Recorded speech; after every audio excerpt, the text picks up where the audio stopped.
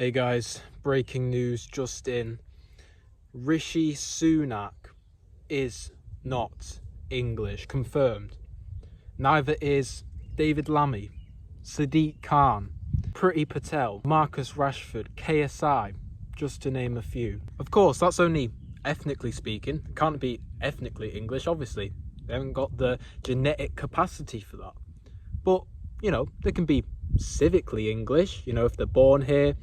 They share the same accent, language, they've been brought up in the culture, they celebrate all of our cultural traditions.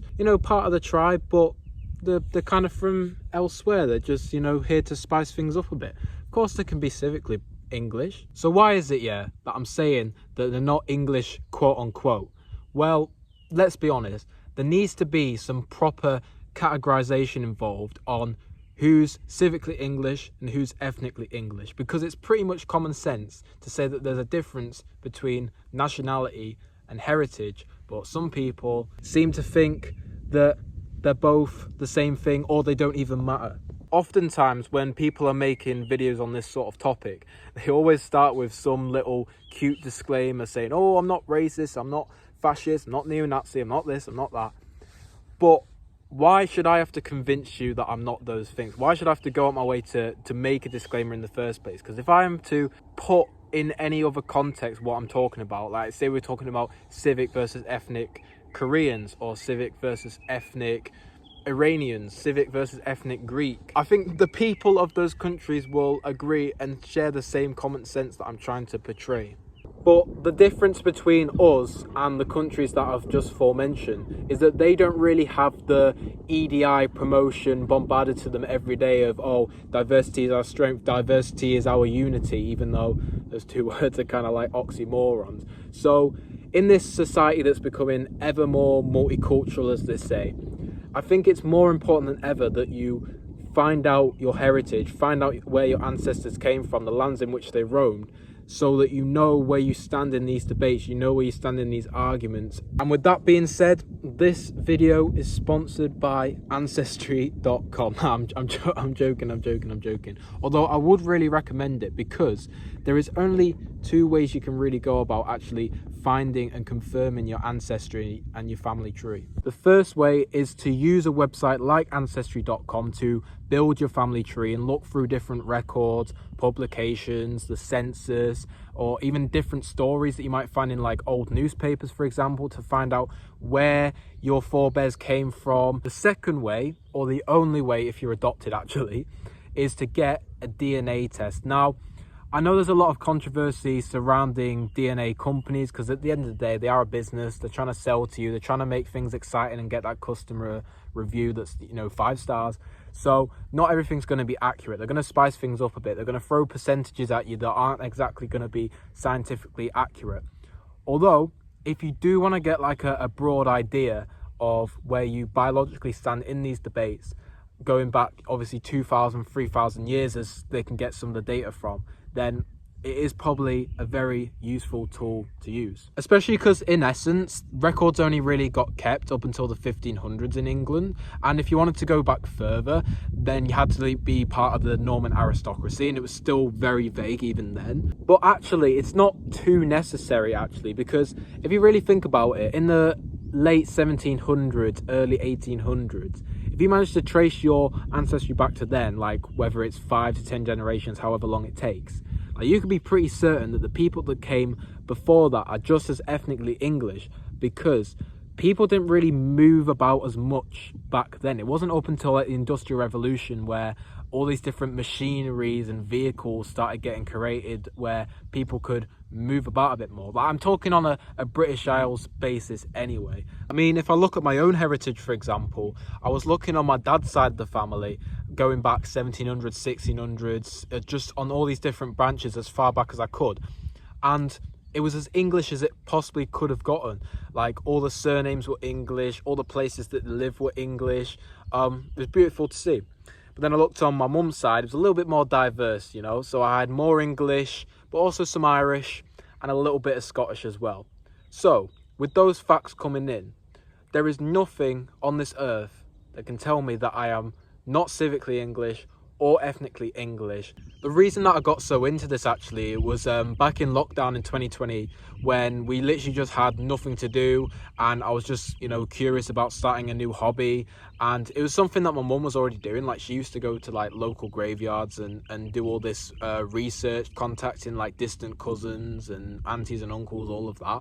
But yeah, I got into it as a history geography nerd, and I instantly started becoming more patriotic. Obviously, you've got your community, you've got your people, people of like the same tribe, English identity, but it was this like spiritual thing of like having this urge and purpose to want to live up to your surname, to want to live up to the ancestors that came before you. You're not just your parents or your grandparents, you're more than that. There's these hundreds and thousands of people that you are the sum of, that have all these different stories, that went through all these different tribal and tribulations for you to be here today.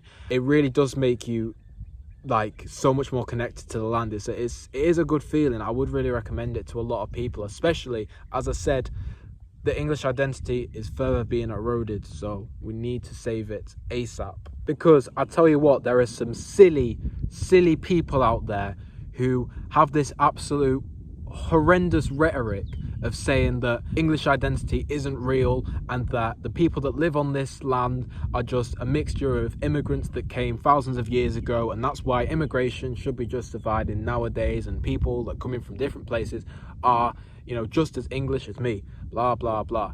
And sadly, it's people of our own kin that have been brainwashed by the mainstream or government ideologies to spout this rhetoric even more in our schools and our communities. And I mean, it's literally St. George's Day recently. I didn't see a single English flag flying about. I put like a single story just on my Instagram, and the only people wishing me a happy St. George's Day were people from abroad. Like, people just seem to forget that it was happening, which was really sad to see. The main argument that I seem to hear is that the Celts were the first civilization of tribes to inhabit what we now call England. So actually, no, the English people are not the natives, but actually it's the Welsh, when actually this isn't entirely true. Like, if we're going to talk about the Anglo-Saxons that came from northwestern Europe mainland, that came to invade after the Romans left in about 400 AD or so, then yes, we did push the Britons into places like Wales and perhaps Scotland and Ireland as well. But we actually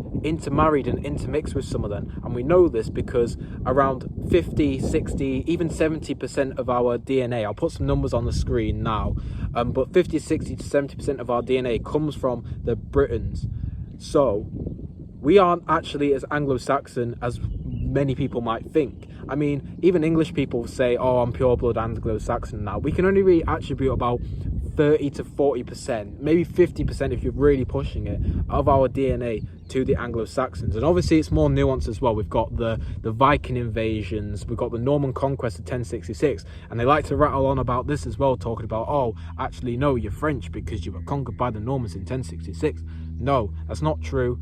Yes, the Normans did speak French, but only about 1% of the population of William the Conqueror's aristocracy even came to England to rule. So when you add all these nuances together, you put the Celtic DNA to the left, then you've got the Anglo-Saxon, the Vikings, the Normans, who were also from Scandinavia and from that Germanic part of the world. And maybe if you add a bit of sprinkle of Ashkenazi Jewish or Huguenot French refugees, if you want to be generous, as they came in somewhat good proportions within, I think it was the 17th, 18th century, something like that. When you add that together, we are a half Celtic, half Germanic people. We've got our Celtic cousins to the left of Scotland, Wales, Ireland, Cornwall, all of that. And then we've got our Germanic cousins to the east, obviously what we call modern day Netherlands, Germany, Denmark, Norway and Sweden. Because I think, quite frankly, this idea of actually no one's actually native to a country because everyone immigrated at some point to some certain land, it just has this boomerang effect, right? Because if I say that, oh, well, English people, they actually came from Central European, like the Bell Beakers and all of that emigrated through and eventually was actually from Mesopotamia. So actually, no, people from like the Middle East are just as English as you, blah, blah, blah. Well, no, because people emigrated from all sorts of directions into Middle East. And if we go even further back then, well, actually, maybe the only real natives of the world are people from Ethiopia, where scientists claim the first humans actually began. Anyways, I don't want to waffle on too much. Let's talk about the British and English muddle, because this is really important as well. But we've already established that the word Britain, etymologically speaking, comes from the Brittonic Celtic tribes that I think even came in like BC into England and Britain and that. And then there's obviously the English, which derives from the word Angles, which was one of the many tribes of the Anglo-Saxons, Jutes, the collective Germanic tribes of the Anglo-Saxons that came and invaded England in around 400 AD and stayed pretty much even past like 1066 when the Norman conquest came about. So when it comes to that civil versus ethnic identity, for example, when I hear people say like, oh, I'm Asian British or I'm Black British, like, I don't really have a problem with that. I think that's absolutely fine. Like, it kind of shows the legacy of the British Empire in the way, and the amount of people that came from all over the world, from the Commonwealth, to come and live and work in the UK. So like, if you're growing up in like the British Raj or like, you know, India, Pakistan, Bangladesh, whatever, and you identify as Asian British, I think that's a lot better than saying, oh, I'm just British, I'm just English, just as everybody else. And when you think about Britain, or perhaps the UK, for example, and when I mean the UK, I mean the United Kingdom of Great Britain and Northern Ireland, so that includes England, Scotland, Wales and Northern Ireland. Around 84% of the population, which is 58 million out of 69 million people, all live in England. And Wales, Scotland, Northern Ireland, in Belfast, Edinburgh and Cardiff, they all have their own parliaments for their own sub-factions of the country. Whereas England, we have London, obviously, but the parliament we have there represents Great Britain and Northern Ireland, not England. So that's another example of how England is kind of underrepresented in its identity. Like, British and English get muddled up so many times. Like, people think, oh, the British people are English, when it's more than that. And that kind of shows the impact that England has on the British Empire especially, but Britain as a whole itself. I also think this has a huge factor to play in the idea of what people are calling now the British Isles identity. I call it the British Isles because I want to include Ireland in this as well. But it's the fact that England in itself has become so intermixed with Scotland and Wales and Ireland, especially in the modern generation, that people are more really identifying with the British identity rather than the English identity. It's becoming decreasingly more prevalent, and I'll bring some like statistics up on the screen now. And what I'm mostly referring to is sort of the Industrial Revolution, actually, in terms of when people from like Ireland, for example, came over.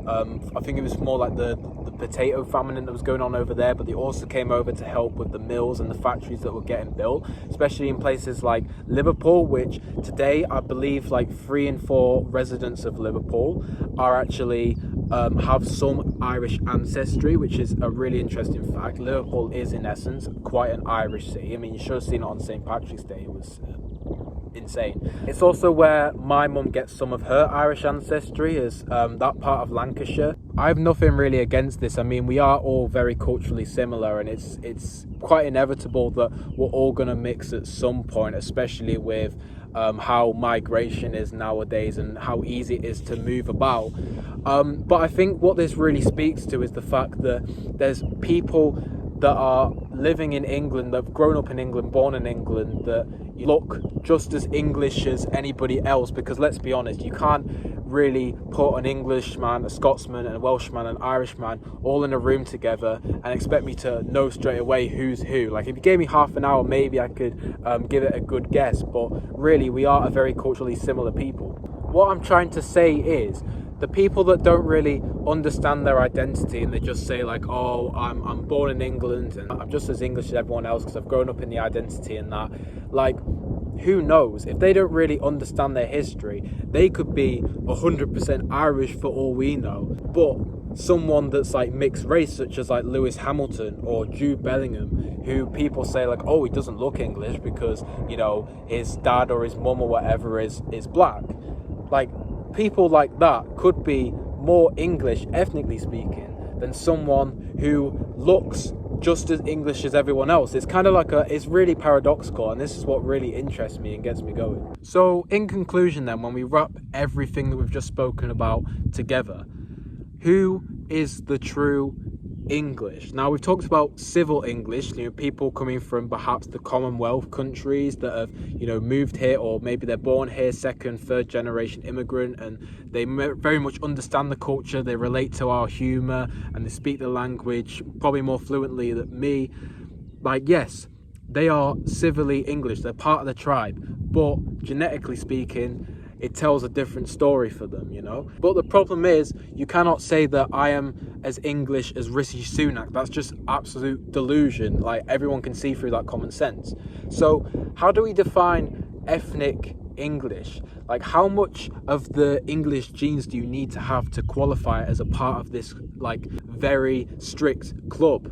Well, some people say, oh, it only needs to be 1 drop. Some people say, oh, it needs to be a certain percentage. Some people say that it needs to be the majority of your DNA.